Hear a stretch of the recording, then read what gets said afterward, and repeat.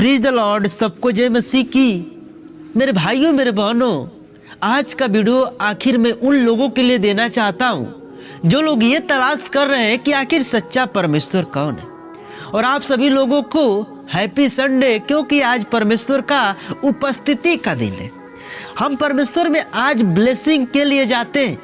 कहते हैं कि अगर इंसान अपने जीवन में क्या हो, परमेश्वर के पास जाए तो एक पेड़ के समान हरा भरा रहेगा। जैसे कि एक नदी के किनारे एक पेड़ होता है, नालियों के किनारे एक पेड़ होता है, वो हमेशा हरा भरा रहता है।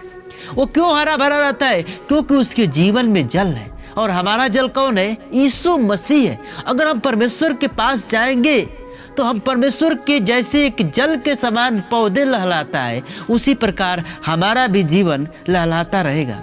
मेरे भाइयों मेरे बहनों, आज का टॉपिक बहुत ही बेस्ट है। लेकिन टॉपिक शुरू करने से पहले मैं आपको ये बताना चाहता हूँ कि आज परमेश्वर का दिन है और हम इस परमेश्वर के दिन को पवित्र माने।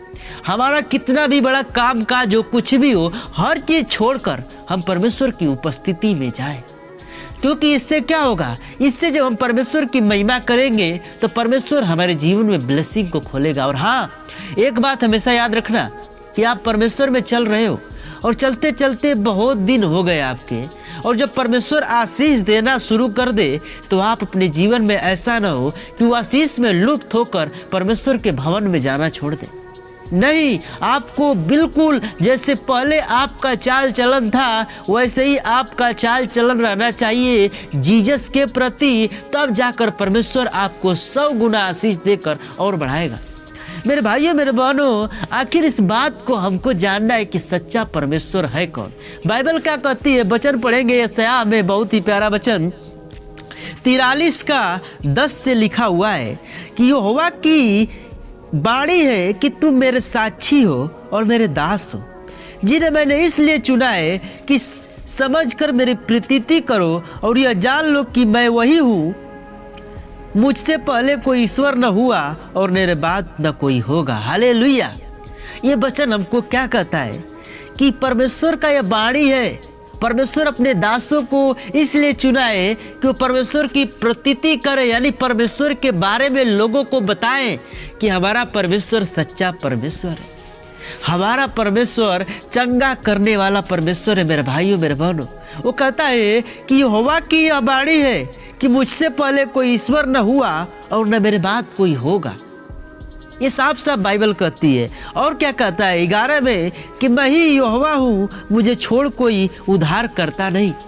उद्धार करता का मतलब होता है कि हमारे दुखों को दूर करना, हमारे जीवन में खुशी देना, हमारे जीवन में शांति देना। तो हमारा उद्धारकर्ता कौन है? प्रभु यीशु मसीह है। तो हम अपने जीवन में एक अच्छे उद्धारकर्ता की तलाश करें।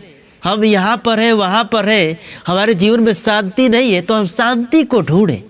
क्या कि शांति मिलेगी का आपको मैं बताना चाहता हूँ मेरे भाइयों मेरे बहनों। और कहता है 12 में कि मैं ही ने समाचार दिया और उद्धार किया और वर्णन भी किया जब तुम्हारे बीच में कोई पराया देवता न था, इसीलिए तुम भी मेरे साक्षी हो। यहोवा की यह बाणी है। हालेलुया।